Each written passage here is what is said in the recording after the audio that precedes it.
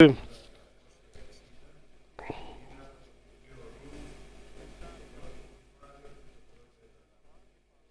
allons lire du livre de Ruth, premier chapitre, et nous allons lire au livre Ruth, chapitre 1 et verset 1.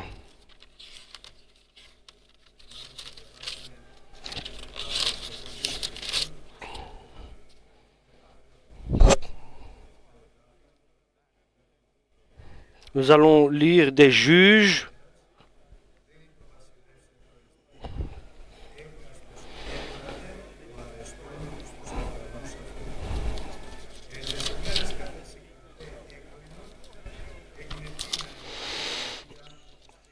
Nous sommes en train de lire donc un passage du livre des juges.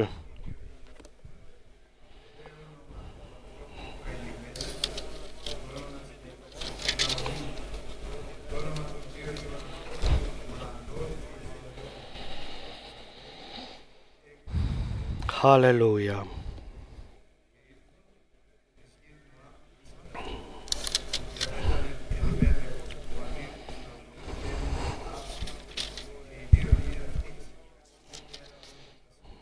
Alléluia.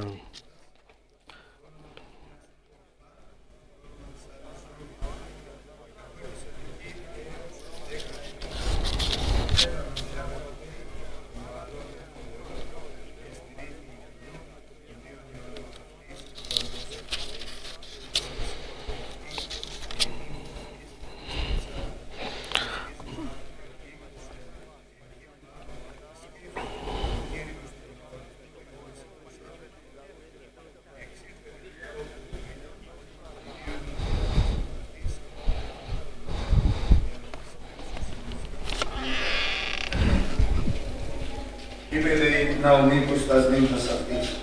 Υπάγετε, επιστρέψατε άσπις των οίκων της μικρός αυτής.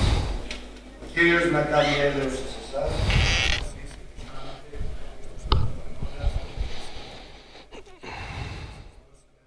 Alléluia, nous sommes en train de lire dans le livre des juges.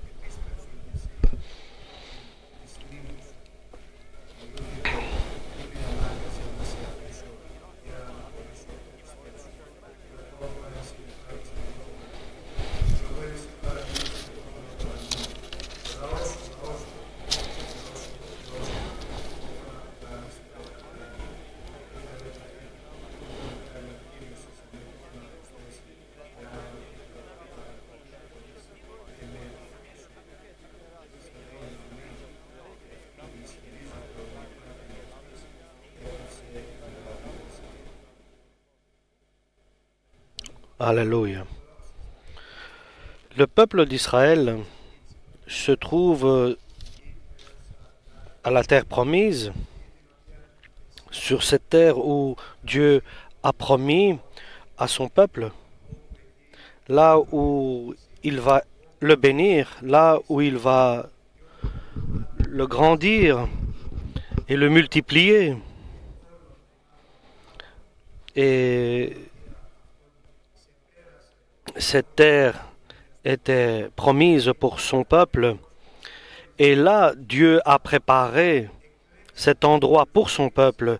Et à cet endroit-là, Jérusalem sera sa capitale.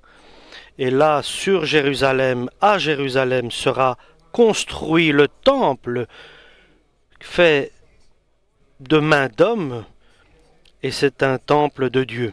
Et c'est là que quelqu'un pouvait rencontrer Dieu. Et là, le roi était Dieu à cette époque-là. C'était lui qui dirigeait, qui gouvernait, c'était le Seigneur de tout le monde. Et Dieu établissait des juges à son peuple, parmi son peuple, pour juger son peuple et le guider, le diriger,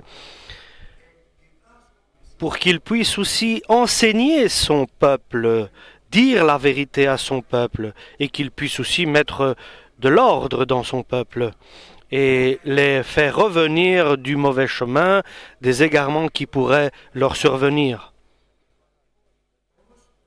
Mais régner sur le peuple d'Israël, sur son peuple, ce n'est pas une volonté divine, mais il faut aussi que les êtres qui sont à lui soient d'accord pour que Dieu soit roi dans ta vie. Il faut d'abord, à condition que toi, tu l'acceptes quotidiennement. Et nous savons que le roi a un pouvoir et il a le pouvoir sur les décisions, et ceux qui sont obéissants à son roi, au roi, ils sont soumis à la volonté du roi et obéissent à la volonté du roi. Donc c'est à ces conditions-là que Dieu peut être ton roi, mon roi, et que tu puisses bénéficier pas seulement la royauté, mais aussi la protection et la bénédiction de Dieu. Mais le cœur de l'homme nous savons ce qui est écrit, que le cœur de l'homme est toujours en train d'être corrompu. Il se corrompt assez facilement, le cœur de l'homme, pour aller dans d'autres directions. Et Dieu a donné à l'homme une totale liberté de choix, d'accepter, de refuser. Mais il demande à l'homme, ou bien en choisissant Dieu, qu'il vive à côté de Dieu, ou bien en rejetant Dieu, et de s'éloigner. Donc ça, c'est la volonté de Dieu. Nous savons très bien. Et le peuple de Dieu, c'est la gloire de Dieu.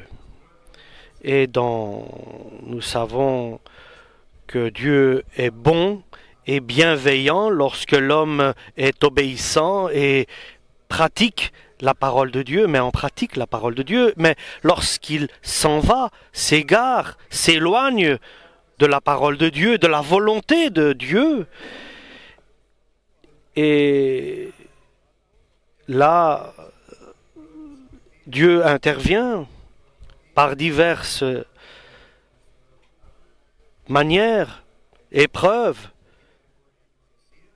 éducation, pour qu'il puisse revenir vers le droit chemin.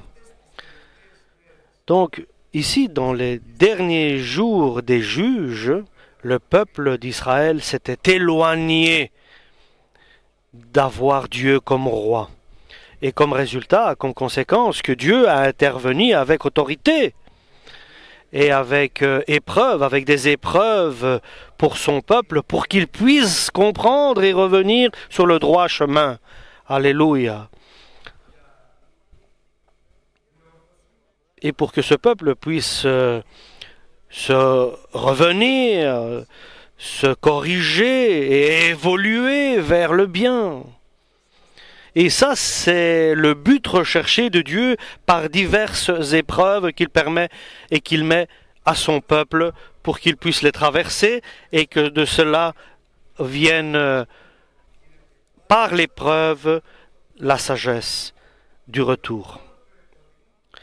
Et tant que le peuple ne revient pas vers son Dieu, les épreuves deviennent de plus en plus difficiles et plus dures. Lorsque Dieu ferme, personne ne peut ouvrir, nous savons cela. Et lorsque Dieu ouvre une porte, personne ne peut la fermer. Donc ainsi, dans une période pareille, à Bethléem, donc Dieu a envoyé ces épreuves à traverser par son peuple. Et la caractéristique de l'épreuve de Dieu, c'est la famine, par exemple. Et il y a une grande famine à cette époque. C'était une épreuve difficile à passer. Et là, vivait Avimelech avec sa femme, Naomi, son fils Mahalon et son autre fils Chéléon. Ils vivaient là où Dieu les avait emmenés, à Bethléem, et c'était la maison du pain. Ça s'appelait comme ça, Bethléem. Et Bethléem était appelée aussi Ephrata, maison de croissance et de fertilité. Et donc Dieu les avait établis là, à Bethléem, à la maison du pain et de la fertilité et de la bénédiction. Et après quelques années, nous savons que là, par Dieu, cette ville a été choisie par Dieu pour que soit né le Fils de Dieu, donc Jésus-Christ, par la Vierge Marie. C'était un choix de Dieu avec cette ville. Et donc ces gens-là, cette famille-là était établie à Bethléem. Mais est arrivée l'épreuve de la famine à cause de la transgression et du péché du peuple d'Israël. Et maintenant est le temps de décision. Maintenant, il faut que quelqu'un prenne une décision. Et lorsque le Seigneur n'est pas le roi, notre roi, les décisions ne sont pas justes. Lorsque quelque chose ne se fait pas dans notre vie avec le conseil de Dieu, avec la directive de Dieu comme résultat,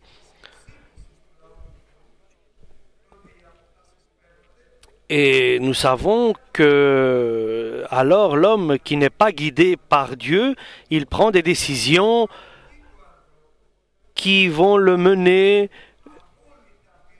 contrairement à la volonté de Dieu. Et nous savons que l'homme prend des décisions suivant sa logique personnelle, mais pas suivant la logique de Dieu.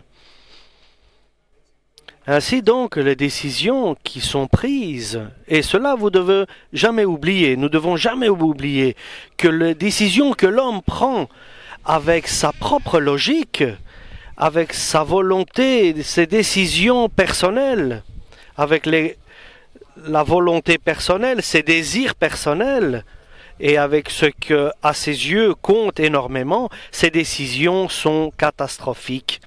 Comme à cet homme ici, Avimelech, son nom était « Mon Dieu et mon roi ». Il avait le nom, mais il n'avait pas la grâce de ce nom. Il était quelqu'un de Dieu, mais il n'était pas vraiment de Dieu.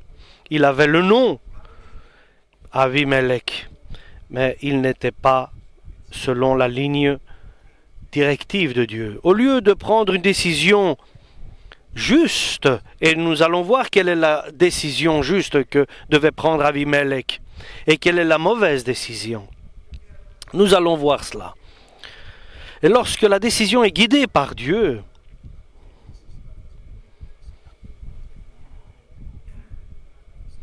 et nous savons que l'autre décision est la décision que nous prenons nous-mêmes sans l'aval de Dieu, sans être concertés avec Dieu. Et nous savons que marcher, ce qui est important et nous devons savoir toujours, ce sont quelques petites choses.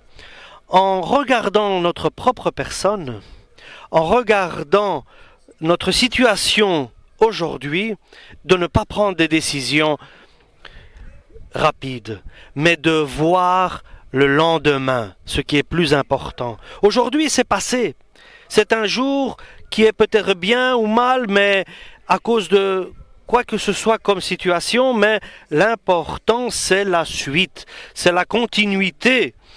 Et le résultat doit être juste, la décision doit être juste pour avoir une bonne continuité, une bonne suite.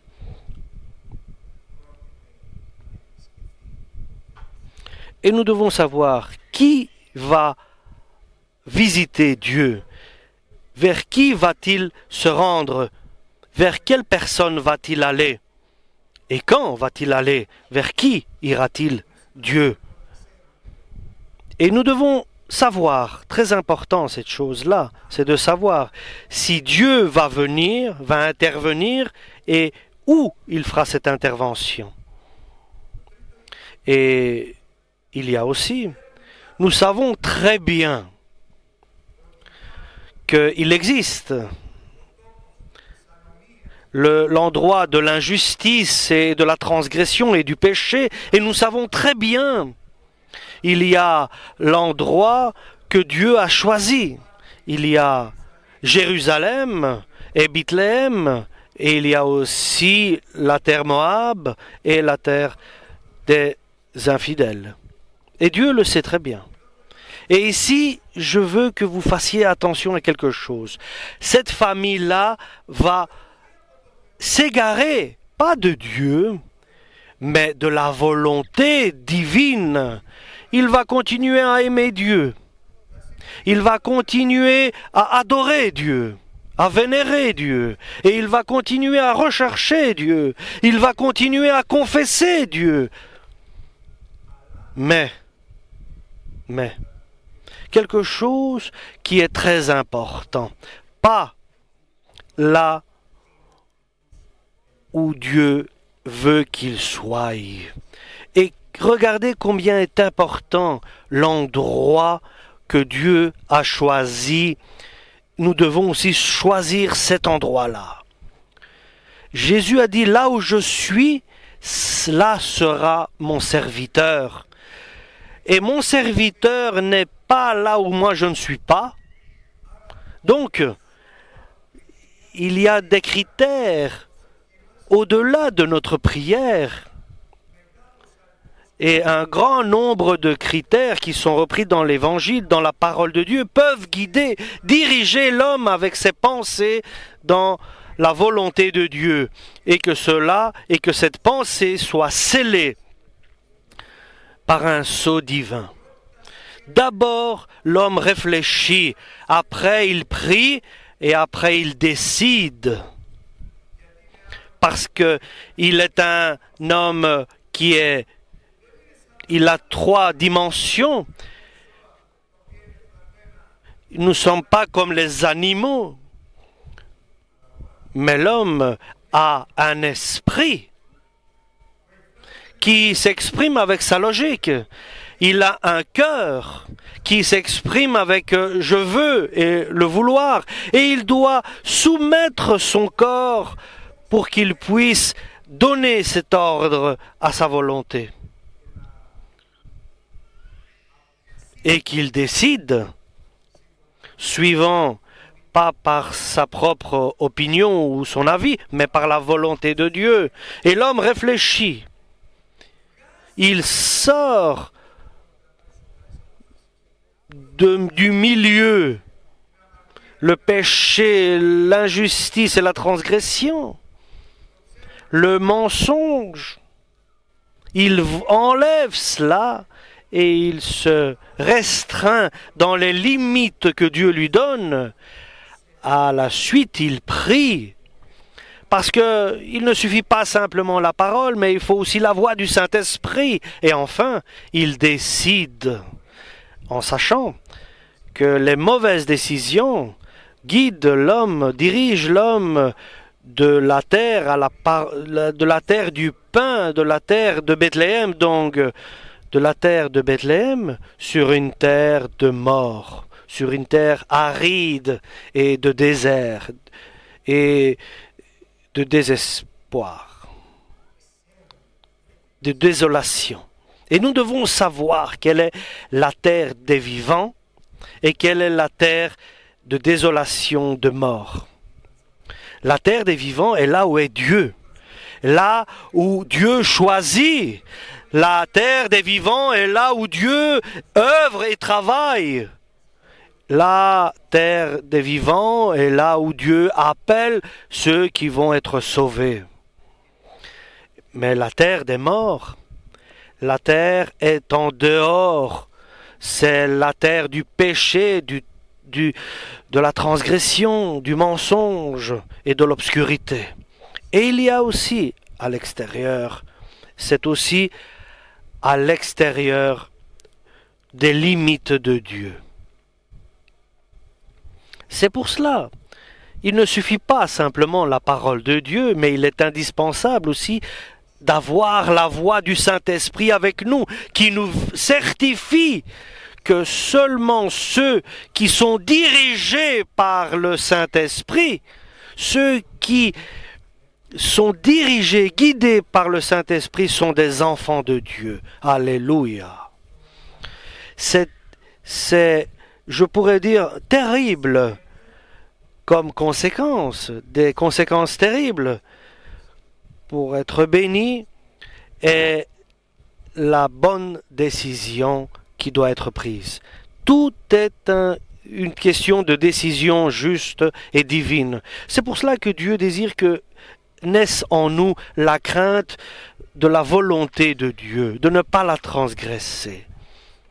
Et ensuite, écouter le Saint-Esprit qui peut nous diriger, nous guider. Et la parole de Dieu, nous devons la lire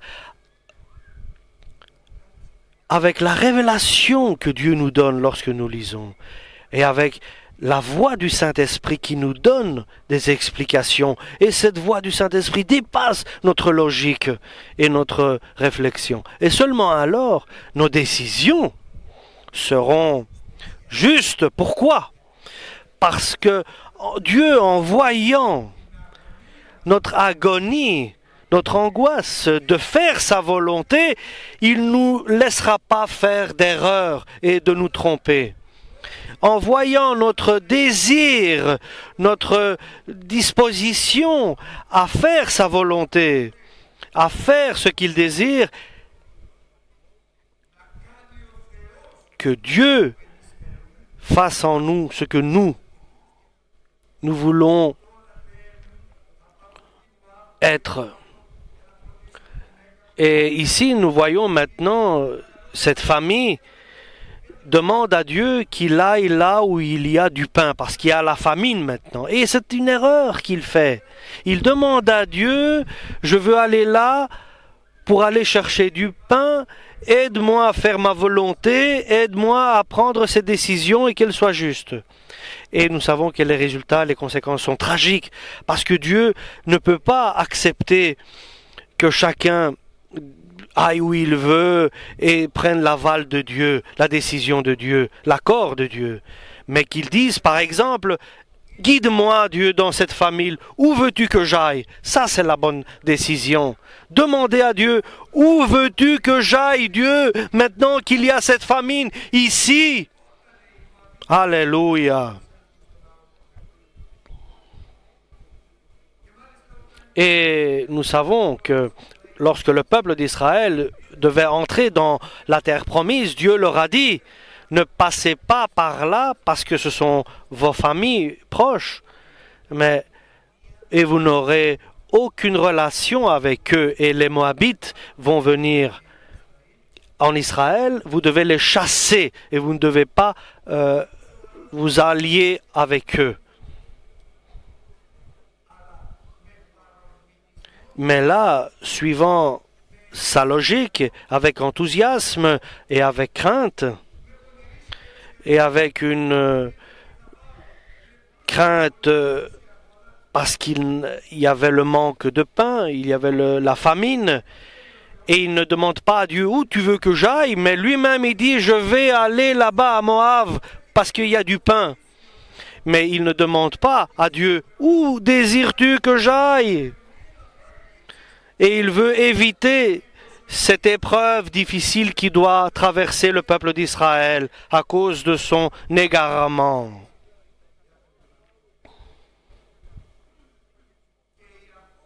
Et la décision, elle est charnelle, je pourrais dire, corporelle et vitale pour eux, parce qu'ils pensent à la nourriture. Quelqu'un qui peut être béni, nous voyons, peut être si facilement tombé lorsque Dieu veut le guider, le diriger sur ce qu'il a décidé.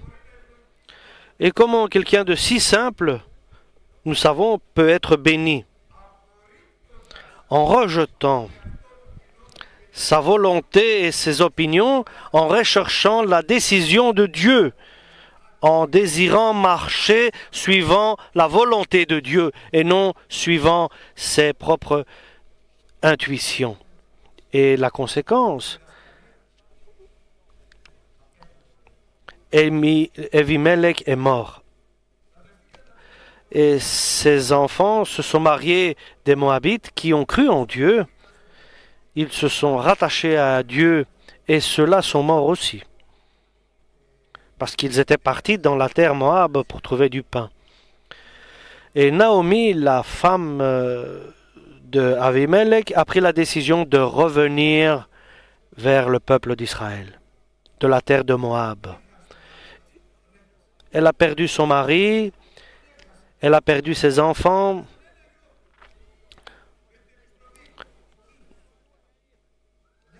Elle a perdu ses enfants là-bas dans la terre de Moab.